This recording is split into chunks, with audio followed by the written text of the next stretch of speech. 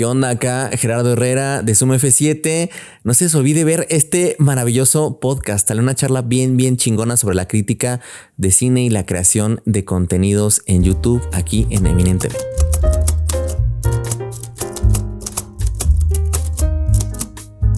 Pues bienvenidas, bienvenidos una vez más a su podcast Cenital. Y déjenme decirles que hoy estoy muy feliz porque claro que hay gente nueva, pero los old de los old recordarán que este canal desde hace mucho se ha dedicado a la difusión de alguna manera, divulgación, no sé cómo nombrarlo, pero del cine, del arte, pero sobre todo enfocándose en lo cinematográfico. Y ahorita hay un montón de TikTokers, hay un montón de YouTubers, de gente que habla acerca del cine, pero de nuevo los old de los old recordarán que antes todo esto era monte. Casi nadie hablaba de cine porque si hablaba no pegaba, o si se hablaba pues era desde una visión más de la farándula, del espectáculo, etcétera.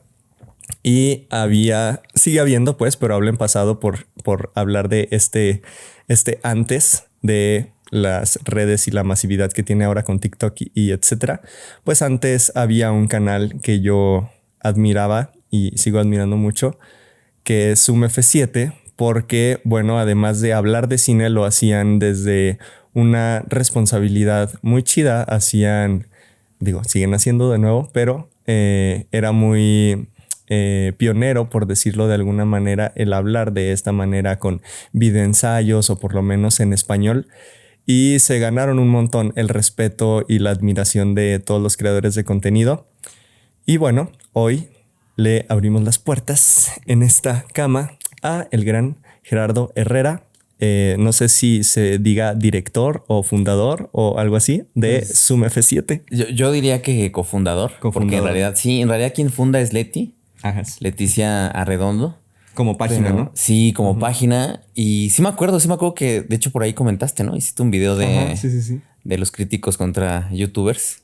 Sí, que ahí fue muy polémico. Creo que ahí fue un video muy polémico donde creo que yo ahí conocí el canal, porque desde hace mucho también, o sea, desde casi que antes de que iniciara YouTube, también seguía a Fernanda Solórzano, sí, con la que escribía. Y entonces salió ese video con ella y dije, ay, lo tengo que ver. Y luego ya vi, ¿qué es esto? ¿Qué es este canal? ¿Cómo tienen presupuesto? No, ¿qué están haciendo? Parecía que teníamos presupuesto, pero no. Todavía seguimos haciendo más cosas con muy poco. Y como tú dices, ¿no? Ahorita que estabas preparando, el tema de lo que a lo mejor se ve muy bien y todo, pero es como muy rústico, muy, ¿no? Sí. Y estábamos nosotros igual. O sea, nosotros teníamos lámparas de todo tipo, nos prestaban el lugar, teníamos sillas prestadas, cámaras prestadas, lentes prestados, todo prestado. Pero Enfoque Crítico, que era el nombre de la sección, claro, sí fue para mucha gente como que un parteaguas al que llegaron al canal. Y muchos siguen diciendo, no, pues es que ya no han hecho nada igual. Pero creo que pues hay cosas ahí, tenemos documentales, tenemos entrevistas, tenemos los videoensayos. O sea, hay cosas que están, que creo funcionan, aunque sí, esa serie en específico es muy querida, más por los youtubers, que hubo varias pedradas ahí. Oye, en uno de los capítulos. Pero mucho de lo que dijeron se está cumpliendo, que es algo muy curioso, que yo me acuerdo en aquella época, cuando sacamos el video nos respondió Sep Films, nos respondió Gaby Mesa, nos respondió los que en aquellos momentos, porque ahorita ya creo que es TikTok quien se está llevando como los números y los seguidores, pero Gaby y Nico contestaron y no, es que nosotros los youtubers estamos muy preparados y no piensen que somos muy amateurs y muchas de las cosas que se dijeron ahí ahora están. Y pues fue una mesa muy vigente, muy profética, que nos habla de cómo está el estado del cine y de la crítica actualmente. Entonces estuvo muy muy eso, pero sí vi que hiciste por ahí un videillo hablando de eso. Sí, claro. Y recuerdo que eras activo en el canal comentando. Sí, claro. Sí, me acuerdo. Comentando en Zoom. Sí. Ay, no, qué incómodo. Pensé que no los leían. Sí. Voy a borrarlos. A ver no me acuerdo qué comentarios. No, está bien. Bueno. Toda crítica y diálogo se acepta y se admite, siempre y cuando pues sea con fundamentos, que es lo que ahora cada vez hay menos, ¿no? Cada vez hay menos. Sí, claro, me acuerdo mucho de ese momento, de esa entrevista. Sobre todo también porque estaba en un ambiente donde apenas, digo, ya tenía tiempo YouTube y las redes, pero digamos estaba como una especie de guerra entre los medios tradicionales y las redes sociales y tal.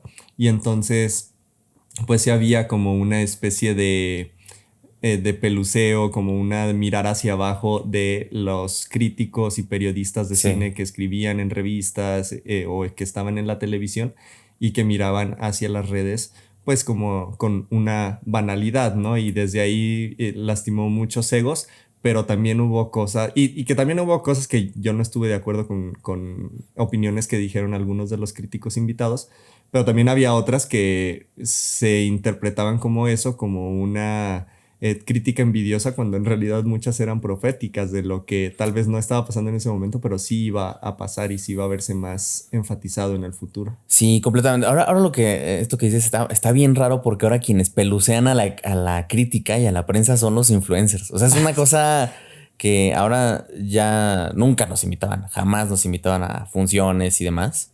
No sabíamos si por el corte, por el tipo de videos que hacíamos, porque criticábamos, no sé, pero nunca nos invitaban. Y ahora este año, pues nos invitan casi a todo, ¿no? Y sí es muy marcado el cómo ya hay funciones y salas específicamente para influencers que ni siquiera hablan de cine. Y ya salas más chiquitas o para prensa. Ahora que fue el Ariel el año pasado, se buscó mucho tener influencers, sobre todo TikTokers.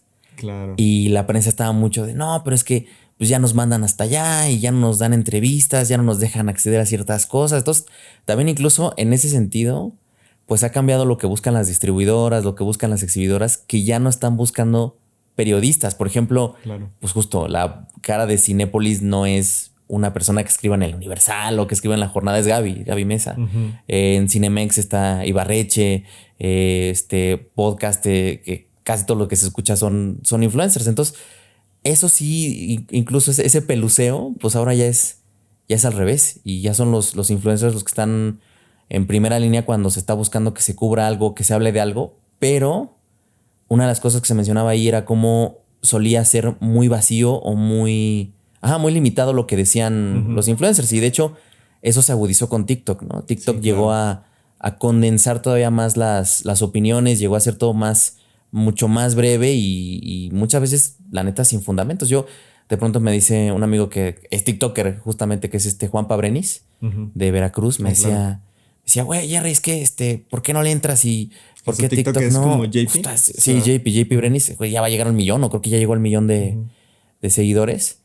Y si uno entra a TikTok y ve TikTokers de cine, la estructura siempre es la misma, ¿no? Se presentan, hay una reacción hiperbólica que yo le llamo la escuela del ibarrechismo. Ah, claro. Que es una reacción hiperbólica de... Tienes que ver esto, te vas a morir en 3 días. Exacto. Pasa la cadena. Y entonces entran así, resumen de la película, porque hacen un resumen y al final te dicen, y bueno, me gustó, ¿no? Entonces no hay un análisis crítico, no hay una reflexión, no hay un diálogo, ni siquiera entro fuerte, hago un resumen y te digo, me gustó, no me gustó y se acabó.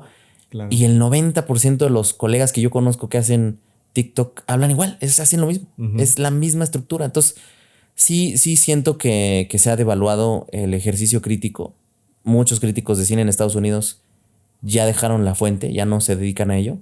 Están buscando hablar de otras cosas, de otros temas, política, deportes, incluso libros, o sea, otras cosas que no sean cine, porque sí estamos en un periodo de la propia Fernanda Solórzano, ¿no? Que ya también ya dejó su canal. ¿No? Y yo no veo para cuándo.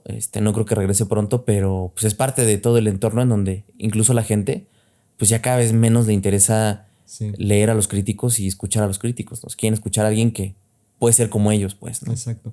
Sí, incluso un poco a mí también me pasó entré en una especie de crisis y de ahí que mi canal como se haya ido hacia muchos distintos lados en el cual todavía tal vez no encuentra un norte, pero es un poco por eso. A mí me gustaba mucho hablar de cine, pero de pronto me fui dando cuenta que los videos que pegaban eran los que o se iban por el lado del escándalo, es decir, sí de cine, pero que Hugh Jackman cortó con la esposa, o que cancelaron a tal, y entonces O ya hablando de las películas, también me daba cuenta que lo que funcionaba era hablar más que de la película, de el contexto social que rodeaba esa película, de que si, la están cancelando porque la actriz es de un color distinto, es que estos dijeron esta otra cosa de la película, y no tanto de la película en sí, sino de lo que se hablaba alrededor de la película, y entonces como que me empezó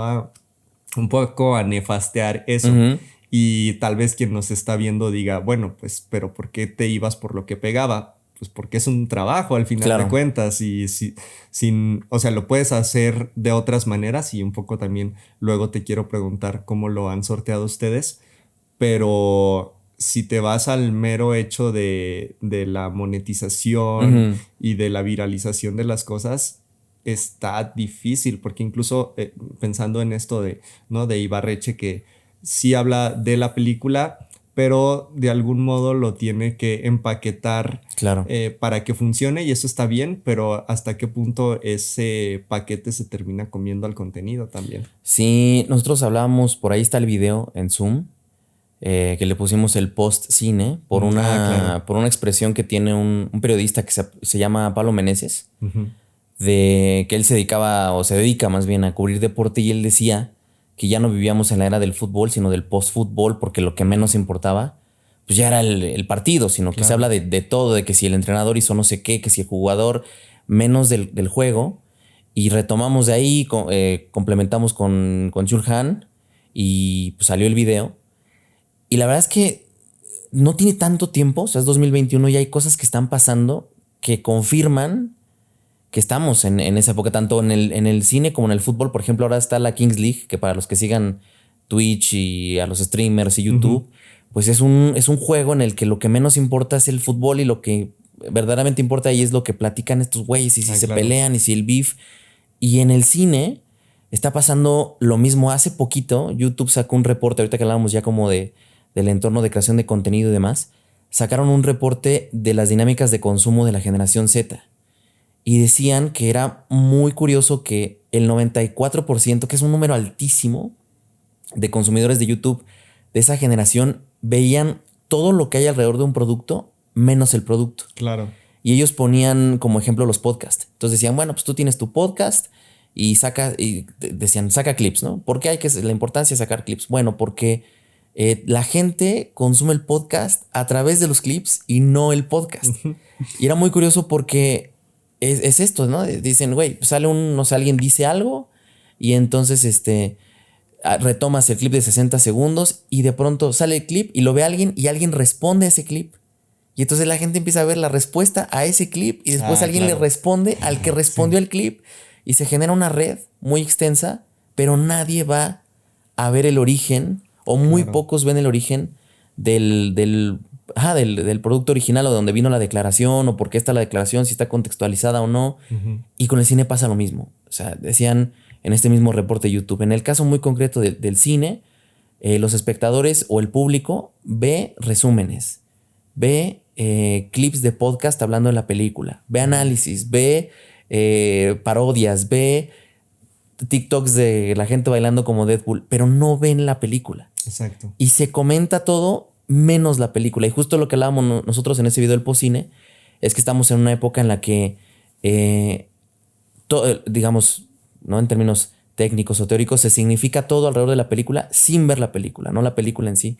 Entonces sí, estamos en una época en la que pues eso es lo de menos, es el producto cultural, lo de menos es la obra en sí, y lo más importante es el diálogo alrededor de la obra en sí. Entonces hay mucha gente que te dice, no, Jerry, es que a mí me pasó con un alumno, ¿no? Me decía, es que El Padrino trata de esto y esto y esto, y pasa esto y esto y esto, ¿no? No la había visto. No la había visto. Y me di cuenta, ¿no? Le dije, oye, güey, ¿qué no la viste? No, pero vi el resumen del Fede Lobo. ¡Ay, no! Entonces, era una cosa, sí, es una cosa que parece como, sí es muy cagado y todo muy, muy chistoso, pero es real, pues. Que mucha gente, al tener tantas cosas que consumir, prefieren ver resúmenes, prefieren ver todo en velocidad por 2. Seguramente hay alguien que está escuchando el podcast en velocidad por 2. Exacto. Y es parte de las dinámicas de consumo actuales, en donde parece que tenemos que ver todo y al mismo tiempo pues no estamos viendo nada, ¿no? Porque no estamos prestando atención a lo que estamos viendo. Entonces está muy, muy, muy fuerte. Claro, eso que dices de los resúmenes es bien grave hablando de cine, porque claro, hay gente que ve el podcast en por dos y digo, no es la misma experiencia, pero al final de cuentas lo que quieren es la información, ¿no? Las palabras y que escuchen las palabras más rápido o más lento no hace tanta diferencia. Pero hablando de cine, a lo mejor se puede escuchar muy mamador, pero es que sí es muy grave esta cosa de, bueno, veo el resumen. Sí, pero eso es reducir a una película a su argumento. Exacto. Y eso, pues no se trata de eso, o sea, no es literatura y aunque lo fuera, ¿no? Aunque lo fuera, no es lo mismo leer un resumen de un libro, pero en el cine, más que importar el qué pasa, es el cómo. Sí. El cómo pasa, pues cómo te lo cuenta la cámara. Y si lo ves a través de que te lo cuenten o a través de un por dos, pues te pierdes un montón de cosas del ritmo, del montaje, etcétera. Sí, y eso sí lo ves por dos, porque hay gente que, reitero, ve el resumen y lo que no se está entendiendo es que es una obra distinta al resumen. O sea, ya es un contenido que tiene memes, parodias, chistes, interrupciones, interpretaciones que son de alguien más. Entonces, la gente ahora te da la interpretación a partir de la interpretación de alguien más. Entonces, claro, sí. Ya es un fenómeno, pues sí, de doble lectura. Y con respecto a el ejercicio crítico, pues mucha gente también está dejando de ver y leer crítica, principalmente leer, porque ya está Letterboxd también. Y aunque a mí me fascina porque es una base de datos de lo que he visto y llevo mi registro y me ayuda más fácil acordarme de qué vi en el año y qué no vi, mucha gente te dice, güey, pues yo ¿para qué voy a leer a alguien del Universal? ¿Para qué voy a leer a alguien de La Jornada? ¿Para qué voy a ver un video de Fernanda Solórzano si puedo escribir yo mi propia crítica? Si puedo leer a mis amigos, si puedo ver sus calificaciones, si puedo... Y entonces ya también incluso es ese ejercicio muy fuerte de democratizar la crítica, porque anteriormente, pues para tú leer a un crítico, pues tenías que comprar el periódico, tenías que leer, tenías que encontrar la sección. Ahora ya entras y encuentras miles de reviews de una misma película y a partir de ahí ya vas configurando tu pensamiento, lo que te gustó, lo que no te gustó, o decides si la vas a ver o no la vas a ver, que también esa ya es una...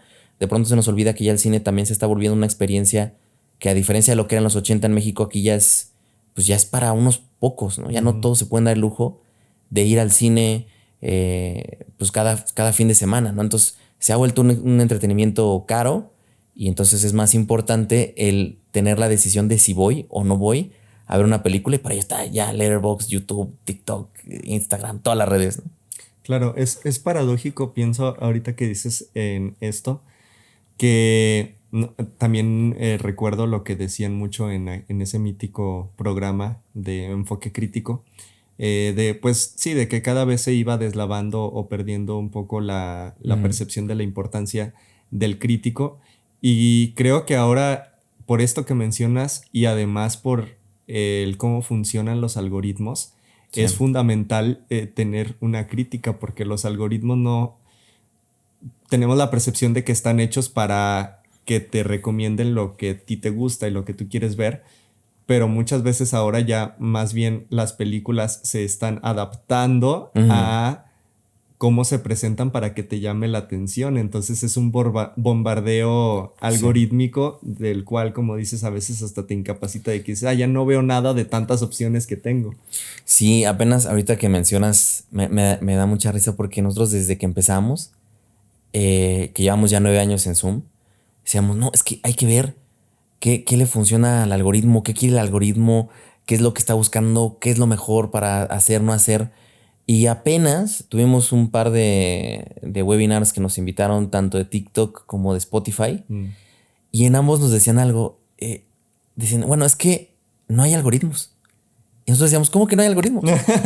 Y nos decían, no, sí, nos decían, no son algoritmos. Muchas de las cosas que están en tendencia y que empiezan a pegar se seleccionan a mano. Alguien humano dice, esto es lo que hay que inflar, de esto es de lo que hay que hablar, y lo empiezan a disparar, lo empiezan a fomentar, a mover dentro de la red, y se empieza a pegar. Entonces, pues sí podríamos decir que las plataformas tienen a sus preferidos y tienen el discurso que ellos quieren que salga, y ahí está el que a algunos les vaya mejor y que de pronto digamos, oye, pero ¿por qué si mi video está mejor hecho, está mejor construido, tiene, no sé, 20,000 visitas, y este güey con algo que no está tan bien producido, que no tiene 3 millones. Entonces ahí alguien decidió pues abrir esa llave de que llegara a todo el mundo y que mucha gente lo viera, ¿no? Pero pues sí, lo que sí podríamos hablar son los algoritmos que sí están de inteligencia artificial que tienen, por ejemplo, Netflix, que vendió también por ahí, movió con otras plataformas de streaming, que son algoritmos de recomendación, que son algoritmos de búsqueda, que lo que hacen es que te dicen, mira, porque a ti te gustó esto, tienes que ver esto y esto, ¿no? Por ahí hay un video muy, muy bonito, si no mal recuerdo, de Variety, en donde hablan del... No, es de Vox, que hablan de cómo Netflix diseñó este algoritmo de diseño de miniaturas automatizadas para que a cada quien, ¿no?, le saliera una miniatura acorde a lo que le gusta y a lo que le da clic.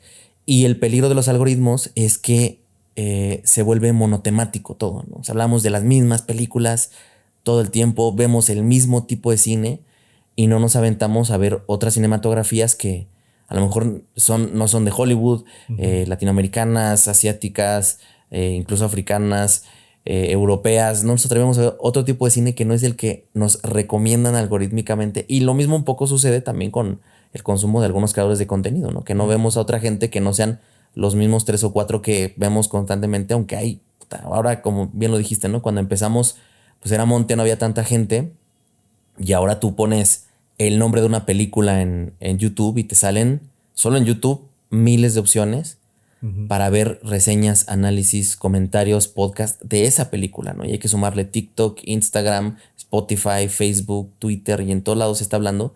Pero sí, curiosamente, siempre hablamos de las mismas películas, ¿no? Y nos aventamos a hablar de otras cosas. De las mismas películas, y muchas veces, y un poco también esto es por lo que te digo que a mí me llegó a nefastear un poco, muchas veces de la misma manera. Sí. O sea, de los mismos tópicos, las mismas...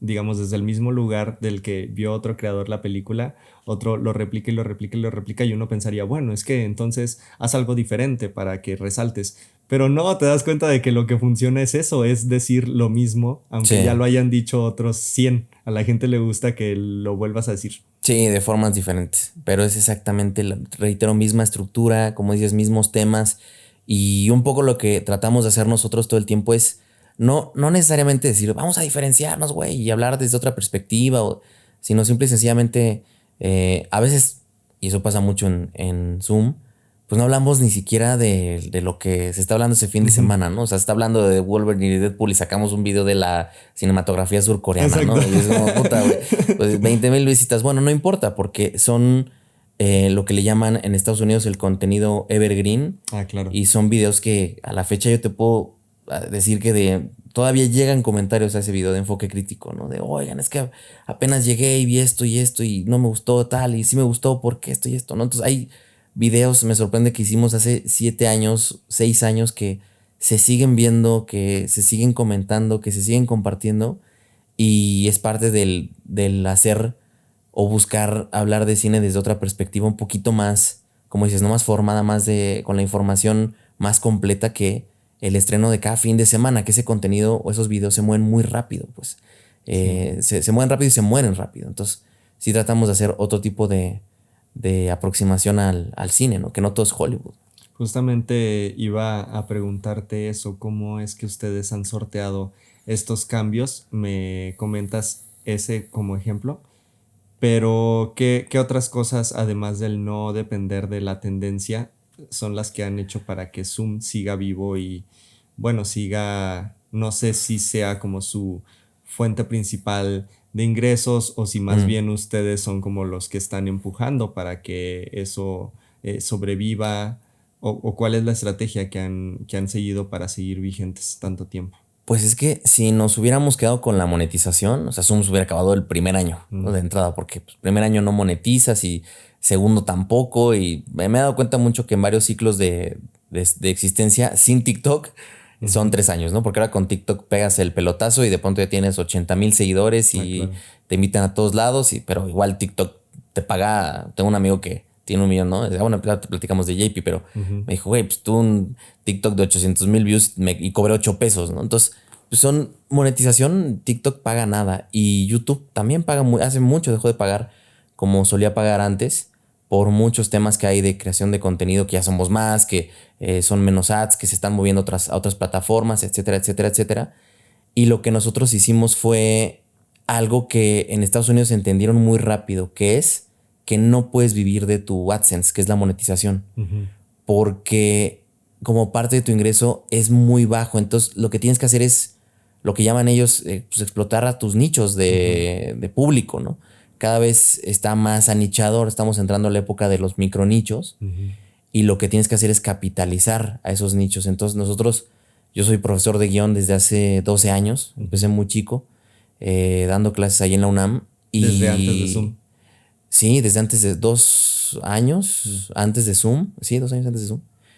Y obviamente el tener una plataforma que aunque no tenemos los millones de suscriptores con los que tengo, me basta para... Yo anuncié un curso y a la semana ya lo llené, ¿no? Entonces, ese tipo de monetización o ese tipo de formas de capitalizar a la gente que nos sigue, pues es lo que nos tiene todavía ahorita, ¿no? Si no hubiéramos hecho esto, pues no estaríamos aquí. Y lo más importante es que una de nuestras prioridades es la formación de audiencias.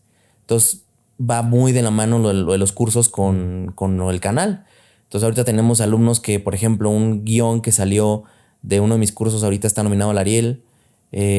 Hay alumnos que se están quedando en shorts y en un montón de festivales que ya entraron a la industria. Entonces es bonito ver que hay gente que no tuvo la oportunidad de entrar a una escuela de cine y gracias a nuestros cursos ahorita están alcanzando cosas como eso, ¿no? Como una nominación al Ariel, como quedarse en un montón de festivales, como formar parte ya de una industria sin haber pisado una escuela de cine y que nos digan, güey, la escuela de cine fueron ustedes, pues es como la mejor recompensa, ¿no? Pero sí, económicamente, yo lo digo, lo platiqué con Gaby también en su podcast, con Gaby Mesa le decía, güey, pues sí, cada año tenemos menos visitas, pero económicamente nos va mejor porque no dependemos de las visitas, porque no es la prioridad, porque nuestra prioridad es hablar como hemos hablado desde la profundidad, desde lo crítico, desde el análisis y lo demás viene solito, ¿no? Entonces, sí, a lo mejor no tenemos las visitas que teníamos antes o que tienen otros youtubers, pero pues económicamente, paradójicamente me va mejor. Entonces, eso fue lo que hemos hecho, ¿no? El tema de la formación, de los cursos, de capitalizar por medio de los mecenas en Patreon, Twitch, nos apoyan en todos lados y eso ha ayudado a que sigamos con el canal, ¿no? Y con el sitio, porque en realidad es un espacio digital, ¿no? Como decimos, que está en muchas plataformas y en muchos espacios y cada vez se nos abren más puertas. Entonces, pues eso ha sido como que la fórmula para mantenernos a flote. No, y además es, creo, más reconfortante a nivel personal este tipo de cosas que a mí también me ha pasado, no sé, de pronto coincidir en cursos, en talleres con gente que admiro mucho y luego que me dice, oye, es que yo empecé a estudiar cine por ti. Y yo, ¿qué? ¿Cómo es posible esto? Y claro, porque el cine no se queda y creo que de ahí viene mucho la importancia del crítico.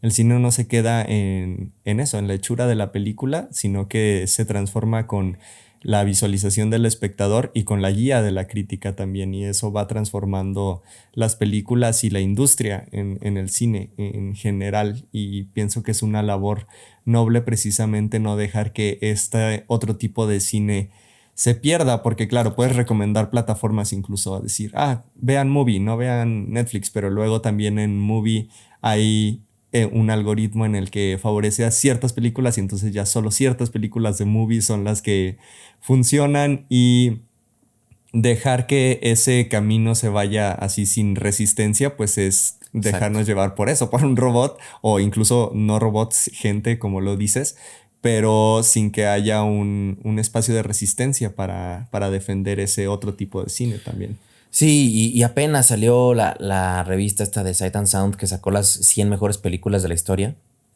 y decían los críticos digamos en el sumario que hacían sobre la edición, se mencionaba ahí la importancia de qué cine se preserva y por qué se preserva cierto tipo de cine, y ahí es donde entran los críticos, ¿no? O sea, por qué estamos viendo tal tipo de obra, por qué se está hablando de ella, cuáles son las que tienes que ver. Sector Cine, que ya no existe, por cierto, sacó su lista de las 100 mejores películas mexicanas de la historia y ahí salen más obras que seguramente mucha gente no conoce, y esa es una labor que viene desde la crítica, no viene desde desde el gran público, ¿no? Sino que son los críticos quienes recuperan esas obras, quienes hablan de esas obras y quienes te dicen, estas son las que hay que preservar y de las que hay que estar hablando y las que hay que cuidar y proteger.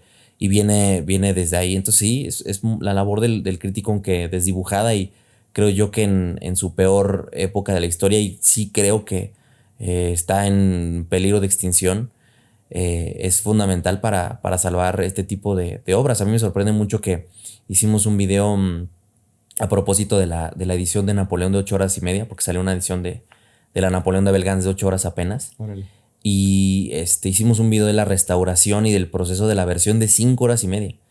Y se subió a Facebook y tiene 150,000 visitas. Se me hace muy sorprendente porque en apariencia sería un tema del que, no mames, ¿quién quiere hablar de una película de 1927 silente de 5 horas y media que ahora tiene una versión de 8 horas y media?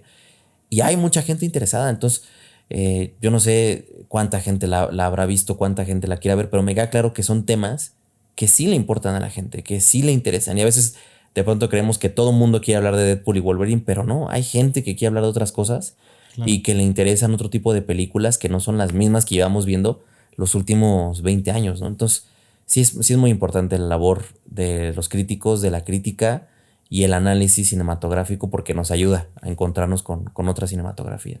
Claro, ¿cómo haces tú? O sea, evidentemente ahorita estás súper conectado con festivales, distribuidoras y te mandan, eres jurado, pero para la gente mortal, por decirlo así, ¿cuál crees que sería una buena guía que no sean los algoritmos o incluso que no sean, claro, vean Zoom F7, vean canales, pero incluso que no sean críticos, una guía para descubrir nuevo cine o para decir cómo veo a lo mejor dependiendo del director, siguiendo nombres, carreras, etcétera, o qué otras maneras son las que aplicas tú? Pues es que más que seguir nombres, siempre es como o sea, como por ejemplo, lo pienso de esta manera. Hicimos un video de un cineasta genial que se llama Valerian Borowczyk. Es un cineasta que hizo cine erótico, que hizo cine muy fuerte, pero muy, muy, muy interesante. Uh-huh. Y a él llegas, por ejemplo, preguntándote, no sé, que todo el mundo entramos por ahí, ¿no? Kubrick, Tarantino, oye, a ver, y Tarantino, ¿quiénes eran sus influencias? Porque siempre hay alguien antes, ¿no? Entonces de ahí te va, claro. Pues Leone, Godard, John Ford, ok, y a John Ford, ¿qué le gustaba? Pues mira, Howard Hawks, y de pronto ahí a lo mejor te brincas a Ernest Lubitsch, y de Lubitsch te vas a Billy Wilder, y de Billy Wilder, y entonces se empieza a formar una red de influencias que marcaron a un director que a lo mejor tú pensabas que era, no sé, muy pop, pero que tiene sus influencias, y a partir de ahí vas sacando esa red muy compleja de directores, de nombres, y pasa lo mismo en el caso de la crítica. Yo, por ejemplo, muchas personas, muchas en Zoom, y no es que nosotros también seamos el espacio más under, porque hay canales claro, sí, más under que hablan de un cine todavía más indie, más autoral, más de serie B. Pero es que llegamos por ti por un video de Gaby, llegamos por ti por un video de Top Comics. Entonces, es eso, es interesarse por quién hizo qué, por qué lo hizo, cuáles fueron sus razones, y así vas encontrando un montón de cineastas distintos, de formas distintas. Entonces ahí también yo siempre lo digo, no es que uno sea cinéfilo mamador, ¿no? O haya una cinefilia, o que si eres cinéfilo te va a gustar, como los memes, ¿no? De que el cine checoslovaco de 5 horas de 1920, sino que hay diferentes cinefilias. Y habrá gente, ahora en la época en la que vivimos, hay podcasts especializados en cine de terror de los 70, ¿no? Entonces, podcasts especializados en cine de acción de Australia en los 80, ¿no? O sea, ya hay podcasts hiper especializados. Y yo siempre lo digo, quienes ganan son los usuarios, son los espectadores, es el público, porque tienen miles de millones de ofertas, claro, que pueden ver de gente que habla de un montón de cines distintos. Entonces es literal buscar, cliquear y aventarte a decir, bueno, ok, ahora se estrenó, no sé, por ejemplo, Deadpool y Wolverine, pero también la película mexicana Celeste Soledad. A ver, vamos a darle una oportunidad a Celeste Soledad. Vamos a darle una oportunidad a Adolfo en vez de ir a ver Madame Web, ¿no? Es como espectadores darnos la oportunidad de encontrarnos con otro tipo de películas. Y si de pronto Netflix me recomienda otra vez la película de La Roca, el estreno en turno, pues me voy a poner una alemana que me encuentre por ahí y a lo mejor no me gusta, pero me atreví a ver algo distinto. Y lo que ahora necesitamos, y lo dice mucha gente, ¿no? El cine en estos momentos se encuentra en una crisis económica, una crisis creativa en la que las inteligencias artificiales ya se están utilizando de muchas maneras, en donde Hollywood sigue refriteando todo lo que tiene, que ya ha utilizado y que ya le ha funcionado y no se quieren arriesgar, en donde el cine mexicano no encuentra ventanas de exhibición. Y en esa crisis que está viviendo el cine, pues también hay una crisis de espectadores. Espectadores que se han acomodado con cierto tipo de cine, que no ven otra cosa, que se dejan guiar por los algoritmos. Y pues sí necesitamos espectadores más críticos con lo que están viendo. Espectadores que digan, no, güey, ya no voy a ver lo mismo que me estás mandando con la calidad tan pobre que me estás mandando porque, pues no, porque quiero ver algo más, porque quiero ver algo distinto, porque échale ganas, ¿no? Claro. Entonces sí necesitamos también espectadores más críticos, espectadores que elijan mejor lo que ven y que sepan decidir entre todo lo que hay y tratar de arriesgarse en buscar algo diferente. Entonces yo sí creo que hoy más que nunca tenemos esa opción de buscar cosas diferentes y todo está al alcance de un clic, incluso películas, ¿no? Que pronto te dicen, no, oye, me acuerdo cuando yo estudiaba cine, tienes que ver Persona de Bergman. Te decías, güey, y Pirate Bay, y ve a buscar la copia y no está, claro. Y ve al mix-up. Tú hoy pones Persona en Mark Bergman en YouTube y te sale una copia en 4K restaurada. Todo Tarkovsky. Y todo lo de la Mosfilm, que es una productora muy importante soviética. Todo está en YouTube en 4K. Ahí es donde agradeces. En el canal de la Mosfilm.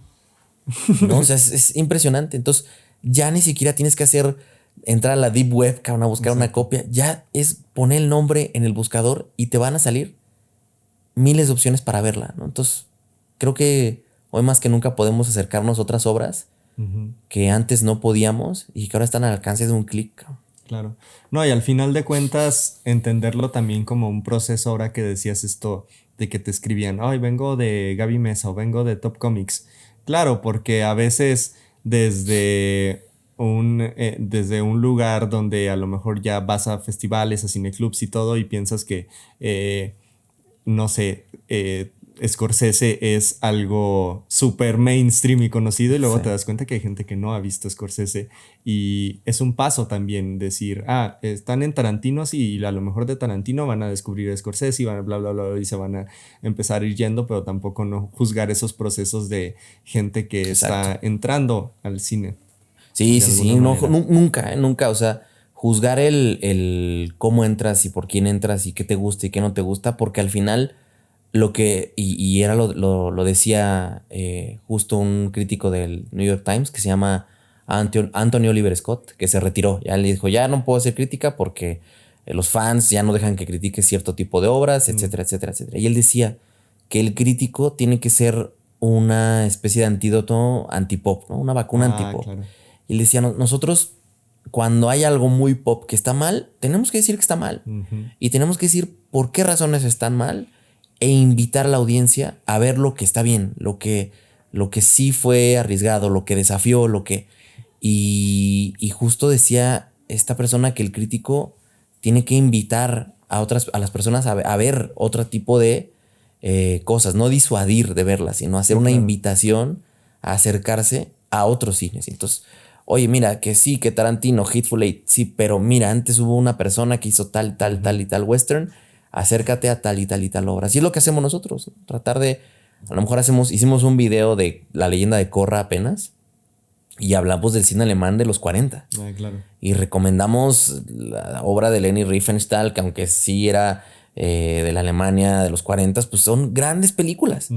Y hay que acercarnos y hay que verlas. Entonces, que las obras de las que hablemos sirvan para llegar a otras que no conocemos. Y eso es lo que tenemos que hacer y siempre con esa labor de invitar a que la gente se acerque. Nosotros ahorita tenemos una línea de invitar al público a que se acerque a su cine, que es el cine mexicano. Exacto. Porque es el cine que menos se está viendo. Sí. Y siempre es hacer esa invitación de, mira, existe tal película, salió tal película, dense la oportunidad. Porque así ayudamos a nuestra industria, que bueno, ni es industria creo yo, y además se acercan a algo que está chido, que tiene propuesta y que vale la pena, ¿no? Claro. ¿Qué crees que viene para el cine desde esta perspectiva en la que la estamos hablando? Ahorita mencionaba Scorsese y pensé en esta funa masiva que se le hizo cuando habló de Marvel y de, del cine show, o ¿cómo le llamaba? Cine parque de diversiones. Sí, el parque de atracciones, sí. Sin embargo, ya estamos viendo que el cine de superhéroes está ya en un ocaso.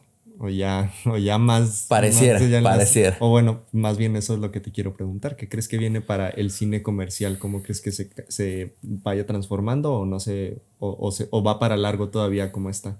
No, hay un analista que trabajó muchos años para Amazon, que les recomiendo, que se llama Matthew Ball.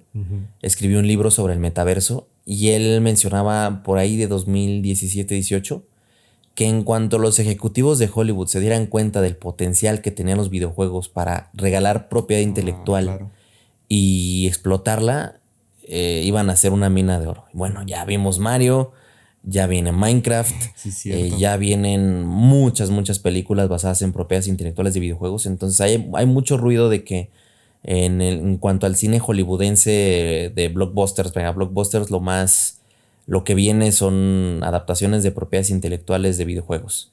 Estamos en la era del cine IP, ¿no? El cine de propiedades intelectuales, en donde ya apuestas a lo seguro, gente que ya tenga, o producciones que ya tengan fandoms, y ahí apuntas, ¿no? Y por otro lado, hay un fenómeno muy curioso que está sucediendo en Estados Unidos, y es que están volteando a YouTube para sacar de ahí a sus próximos cineastas. O sea, ya ni siquiera estás hablando de directores que vengan de que hicieron un programa de televisión o que hicieron una película muy indie que costó $5,000 y entonces tráete la hacer Eternals. O sea, no estás hablando de eso, sino que ya los ejecutivos están volteando a ver a youtubers.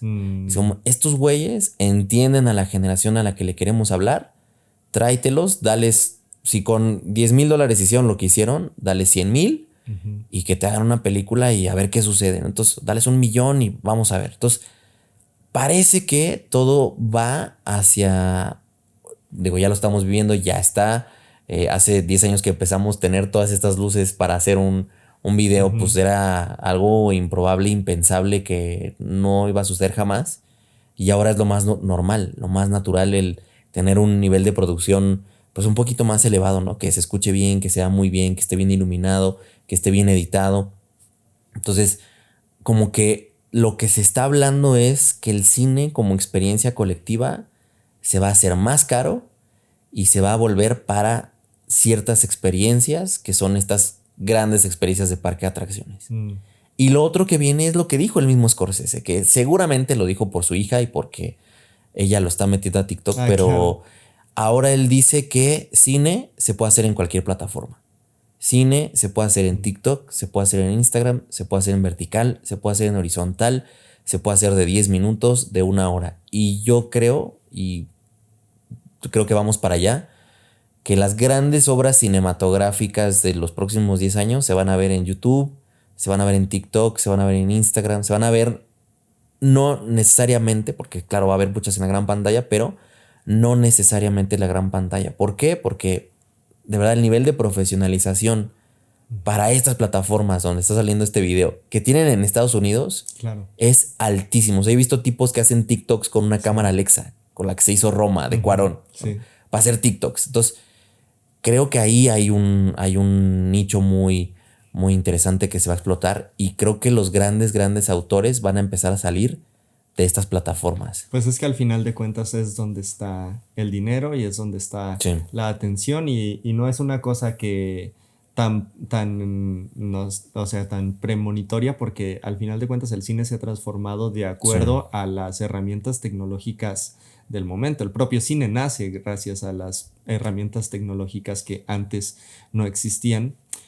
Entonces, ¿será que esperamos la próxima película de Gerardo Herrera? Fíjate que no me urge, ¿eh? La verdad, antes, hice un corto de terror hace más de 10 años ya, que se va muy rápido el tiempo, y se quedó en macabro. ¿Cómo se llama? Escondidilla se llama. Okay. Se quedó en macabro, se quedó en festivales en el extranjero, en todos lados. Lo hicimos con 30,000 pesos y, o sea, como muy de guerrilla, muy entre compas y... ¿Que era de dos niños? Sí, no todos, sí lo vi. Pues era una cosa cagadísima porque no todos los que estaban ahí en el crew habían hecho cine y me fue bien, pero al mismo tiempo quedé muy desencantado como con la experiencia y conforme más pasa el tiempo, menos ganas me dan de hacer cine, ¿no? O sea, como es una cosa rara de que platico con productores, platico con fotógrafos, con guionistas, con directores y los veo batallar tanto. Y digo, güey, está cabrón porque yo no batallo, güey. O sea, me va muy bien,